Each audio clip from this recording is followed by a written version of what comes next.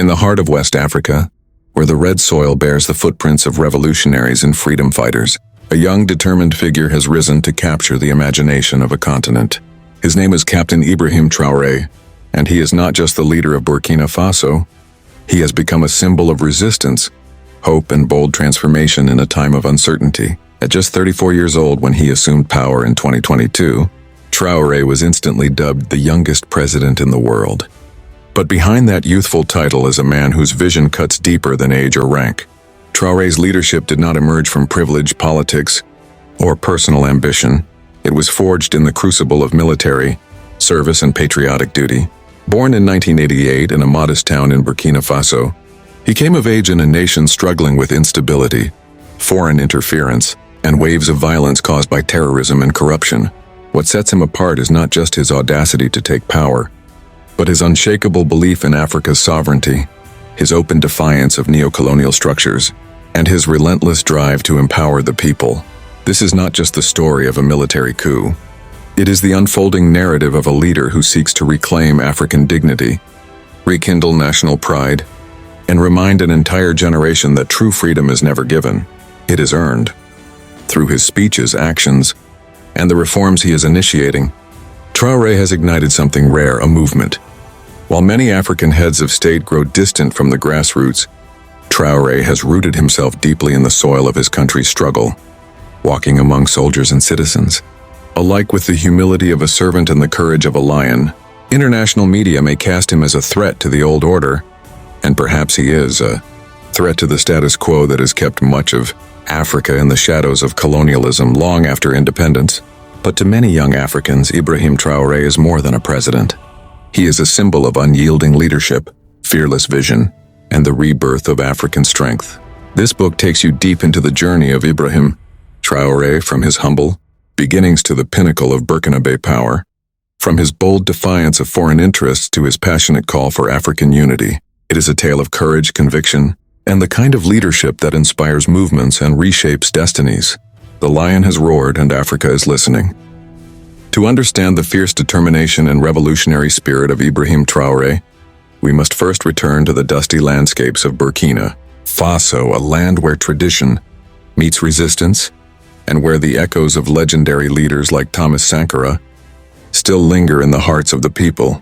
Humble beginnings. Ibrahim Traoré was born in 1988 in the western part of Burkina Faso, during a time when the country was still grappling with the aftershocks of political upheaval and economic hardship. Raised in a modest family, Traoré experienced firsthand the daily struggles of the average Burkinabe citizen: limited access to basic services, a weak infrastructure, and a government that often seemed distant from the people it was supposed to serve. From an early age, Ibrahim displayed a sharp intellect and deep sense of justice. He was inquisitive, reflective, and often drawn to stories of African independence, revolution, and resilience.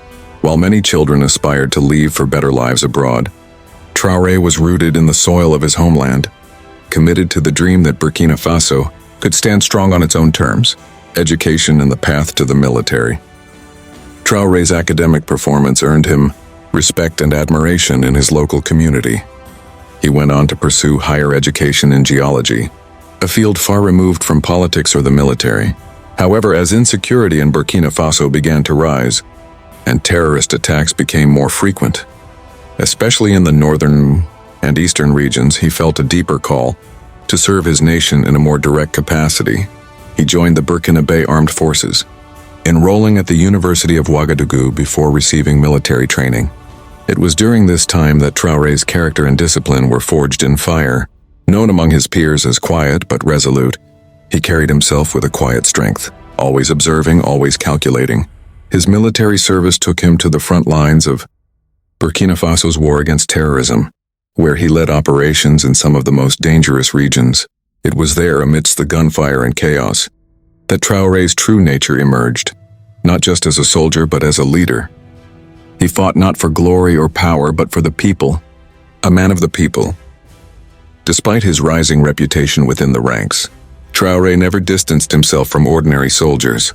He ate with them, marched with them, and bled with them.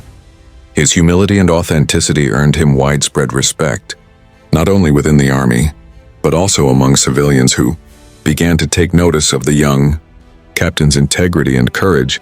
Unlike many officers who used the military as a stepping stone to political power or personal wealth, Traoré remained grounded. He openly criticized corruption, inefficiency, and the lack of will among political elites to protect the nation.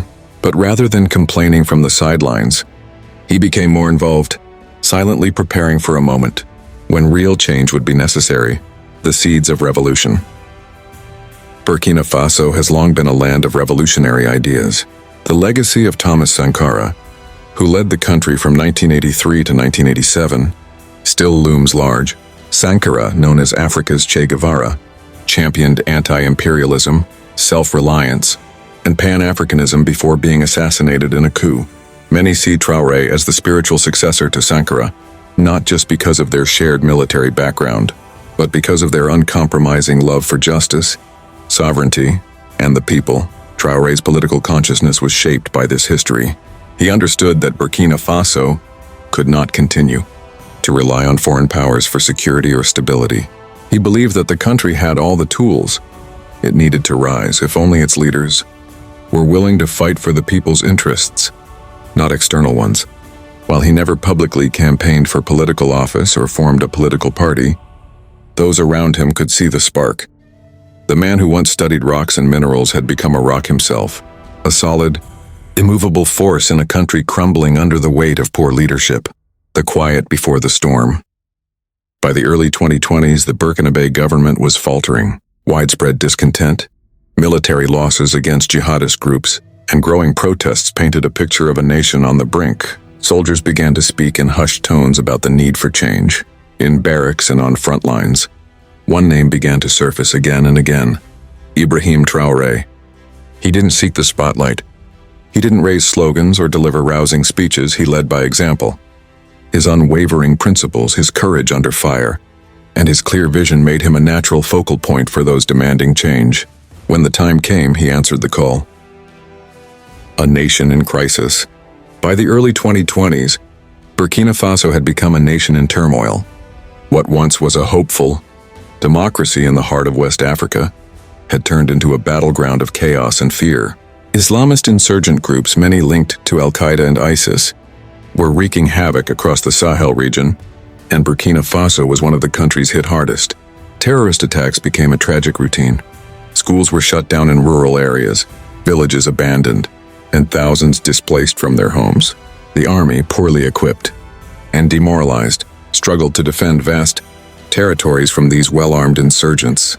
The government, led by President Paul-Henri Sandaogo Damiba, who himself came to power via a coup in January 2022, appeared increasingly detached and ineffective.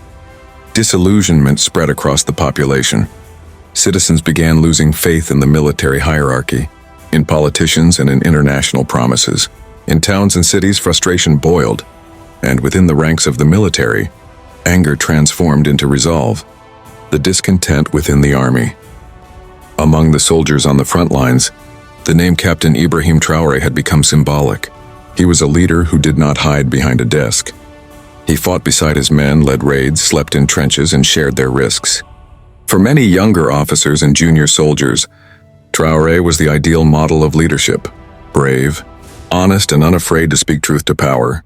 When President Damiba failed to fulfill promises to restore security and bring reform, tensions grew within the armed forces.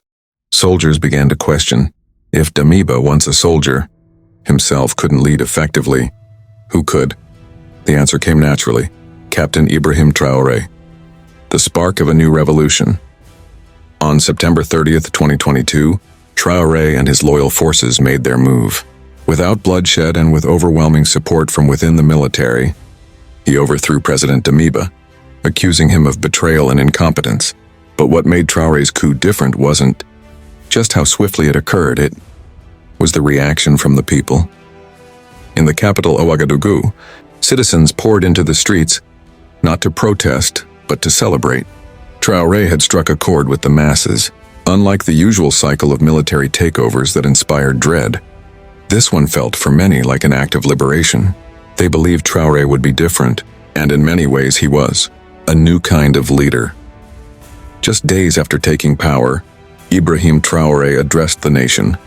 Standing in military fatigues, with the Burkina Faso flag behind him, he didn't deliver polished political rhetoric. Instead, he spoke with sincerity, clarity, and urgency. He promised to restore order, fight terrorism with full force, and put an end to corruption.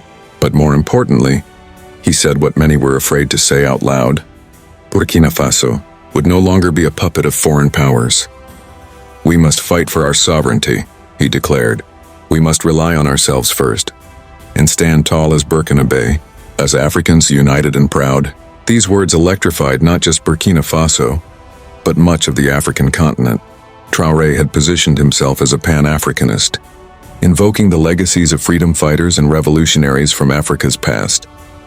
He was not just claiming power, he was calling for a rebirth. Youthful energy, uncompromising spirit.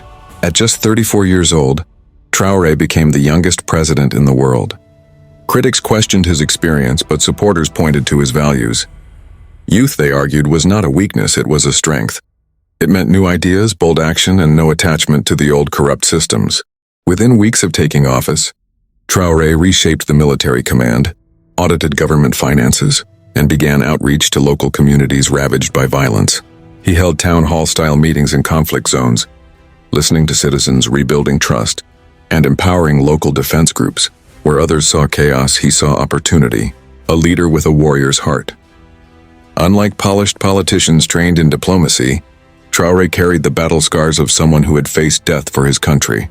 His leadership was raw and real.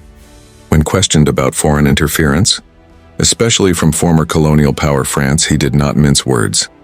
He accused France of exploiting Burkina Faso's resources while offering little in return.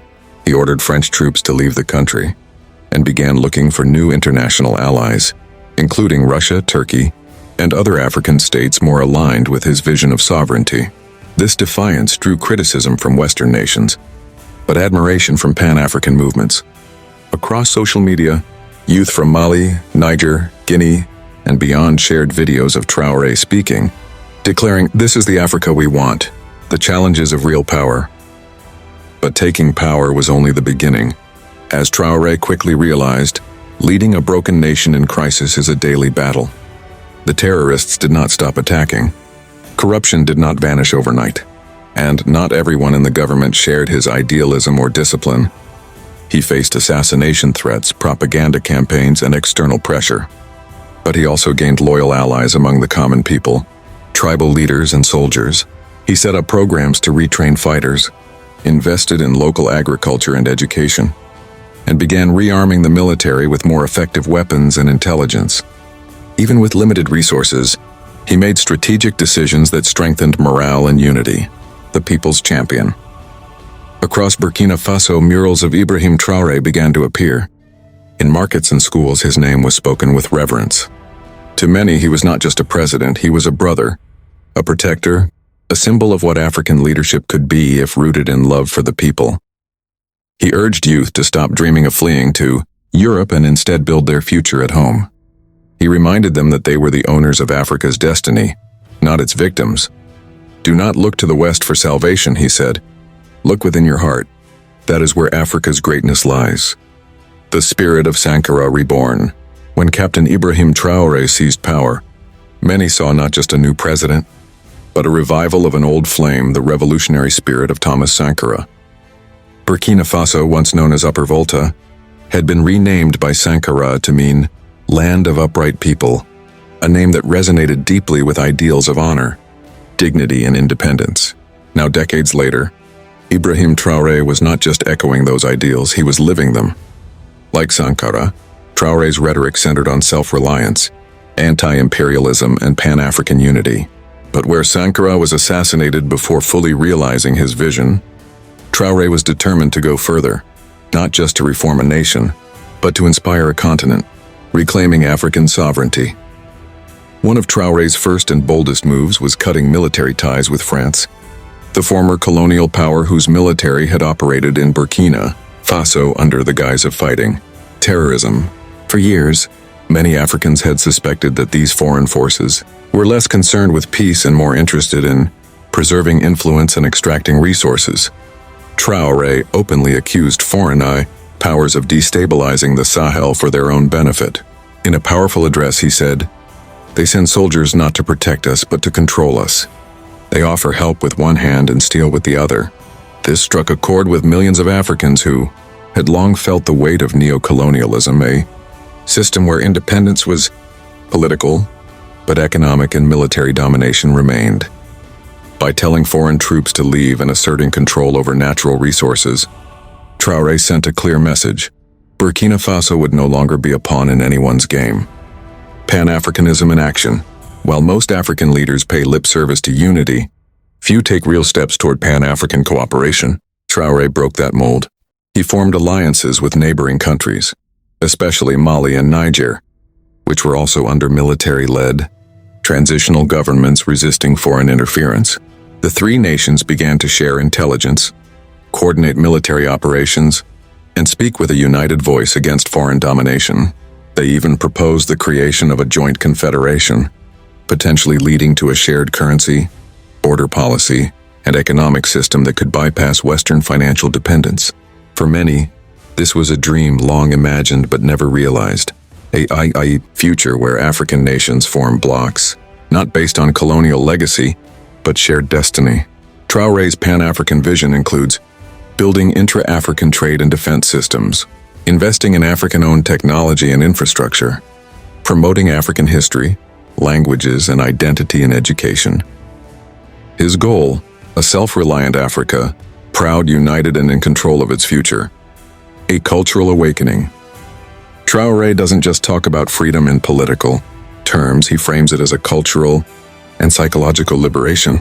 In his public speeches, he often challenges Africans to reclaim their identity. He warns against what he calls mental colonization, the belief that African solutions are inferior to foreign ones. To counter this, he has promoted African languages in schools over French, traditional medicine and agriculture, national celebrations of historical African heroes. He wants youth to grow up proud of being African, not ashamed. Our future depends on our self-belief, he says. We must stop waiting for approval from others to be great. This cultural shift, though subtle, is powerful. In a continent where many still view European validation as success, Traoré is redefining what pride and progress look like, building from the ground up. While foreign aid has historically poured into Burkina Faso, much of it came with strings attached. Traoré has begun redirecting national focus toward grassroots development. Some of his initiatives include supporting local farmers with tools and seeds instead of importing food, investing in village-level solar projects to power homes and schools, creating youth volunteer brigades to rebuild infrastructure and plant trees. He believes that every Burkina-based citizen is part of the national project, not just an observer. This people-centered development model is inspired by Sankara's era but tailored for today's challenges, climate change, youth unemployment, and digital inequality. Development isn't a gift, Traoré says. It is something we build brick by brick together. Global reaction and resistance. Traoré's bold stance has earned him enemies in high places. Western powers and media often portray him as a dangerous populist or military dictator, raising concerns about democracy, human rights, and stability. But within Africa, he's seen as a hero, a disruptor, and a symbol of hope. His defiance has inspired protests in other countries demanding an end to foreign military presence. Social media campaigns have dubbed him the African Lion, and youth leaders from Ghana to Chad have called for a new era of African-led transformation modeled on Traoré's actions. However, with global admiration comes global scrutiny. Traoré must walk a tightrope, pushing forward with his revolutionary vision while managing internal unrest, limited resources, and potential isolation. Still, he remains unshaken. History does not remember those who obey, he declared. It remembers those who rise. A president in the line of fire. Leadership, especially during times of war and crisis, is not a privilege, it is a test. For Captain Ibrahim Traoré, every day in office has been a balancing act between hope and hardship, vision and volatility, loyalty and betrayal. With the nation gripped by terrorist insurgency, regional instability, economic hardship, and geopolitical pressure, Traoré stepped into power at a time when most leaders would have preferred to step aside. But unlike many of his predecessors, he ran toward the storm, not away from it. Security at the core. Above all else, Traoré made national security his top priority. Since 2015, Burkina Faso has faced escalating attacks from jihadist groups affiliated with Al-Qaeda and ISIS. Under Traoré's leadership, a new doctrine emerged. Burkina Faso would fight for its own land, with its own people. He doubled down on military recruitment, giving priority to young volunteers. He formed the Volunteers for the Defense of the Homeland, VDP, a force of citizen soldiers trained and armed to defend their communities. These volunteers, often from rural areas, brought knowledge of local terrain and a fierce will to protect their homes. More than 50,000 signed up in the first wave. But he didn't stop there. Traoré centralized command structures, improved logistical coordination, and restructured military zones to better respond to threats. He empowered regional commanders, gave more autonomy to frontline officers, and increased intelligence sharing with allies in Mali and Niger. His message to terrorists was clear: you have no sanctuary here. We will fight until every inch of our land is free. Standing alone or leading alone. Traoré's decision to expel French troops and suspend certain international agreements drew criticism from Western nations.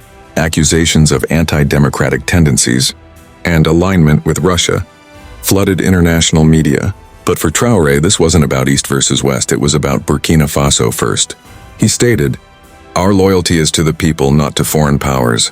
If help comes with chains, we prefer to walk alone." Despite pressure, he refused to compromise national sovereignty for aid or approval. Instead, he sought strategic partnerships, not dependence. He opened dialogues with Russia, Turkey, and Iran, seeking military equipment, infrastructure support, and investment on equal footing. This diplomatic independence signaled a new era of non-alignment, where African nations can choose partners based on mutual respect, not colonial guilt or economic blackmail. Economic strain and resource control. As expected, sanctions reduced aid, and diplomatic isolation brought economic pressure. Burkina Faso faced inflation, rising food costs, and uncertainty in trade. But Traoré turned the crisis into an opportunity. He launched a national gold audit, reclaiming illegal mining operations and demanding greater state control over natural resources, especially gold, zinc, and manganese, key exports often controlled by foreign companies. He renegotiated contracts, closed exploitative deals, and ensured a larger share of profits went back to local communities. While painful in the short term, these moves aimed at creating a long-term self-sustaining economy, one where Burkina Faso doesn't export wealth and import poverty. His economic message was clear: we are rich in resources but poor by design. That ends now. Internal threats, not just guns but greed. Traoré soon realized that terrorists were not his only enemies. Inside his own government and military were individuals loyal to personal gain, not the country. Smugglers, corrupt officials, and foreign agents worked to destabilize his efforts from within. He began a series of anti-corruption purges, removed disloyal military officers, and held senior officials accountable. He introduced monthly public transparency reports and strengthened the powers of anti-corruption bodies. He reminded the nation, the war against terror must go hand in hand with the war against corruption. One protects our land, the other protects our soul. While some critics called it authoritarian, supporters praised his boldness and refusal to tolerate mediocrity, the weight of expectations. With popularity among the youth, soldiers, and the working poor came tremendous pressure. Every village liberated, every market reopened, every school restored was seen as proof of his vision. But every failure, every attack, every delay risked eroding the fragile trust he had earned. He worked 18-hour days, often visiting battle zones personally, inspecting military camps or meeting with displaced families. His leadership was not theoretical, it was lived on the front lines. Yet even he acknowledged the burden. In a rare personal moment, he said, "Sometimes I wonder if I can carry all this. But then I remember the mothers who bury their sons, the children who go to bed hungry. Their courage gives me strength, a symbol in the storm." In the eyes of the people, Traoré became more than a man. He became a symbol of resistance, a rallying point for dignity, and a mirror of their collective pain and possibility. Artists painted murals of him beside Sankara. Musicians sang of his courage. School children recited his speeches. Farmers invoked his name as they returned to lands once abandoned to terror. Whether on the battlefield or in the marketplace, Traoré was present, not just physically but spiritually. He had become the young lion, roaring not out of arrogance, but out of duty, pain, and hope. A movement larger than one man. By now, one truth was undeniable. Ibrahim Traoré was no longer just a leader. He was a movement. Across the African continent, his vision inspired a wave of consciousness. Young officers in Mali, Niger, Guinea, and Chad saw in him a model of courageous leadership. University students debated his speeches, seeing him as proof that change was possible. Diaspora communities, long disconnected from Africa's struggles, reawakened in solidarity. But Traoré knew something dangerous. Movements tied to one person often die with that person, so he began to build beyond himself. He invested heavily in youth leadership academies, military ethics and patriotism training, Pan-African policy councils, media platforms controlled by African voices. He always said, "If I disappear, let 10 more rise. If I fail, learn from me. If I win, surpass me." Legacy and progress. Traoré never claimed to be finished. In fact, he often said, "There is no finish line, only milestones in the struggle for justice." He knew what he was building might take generations to fully bloom.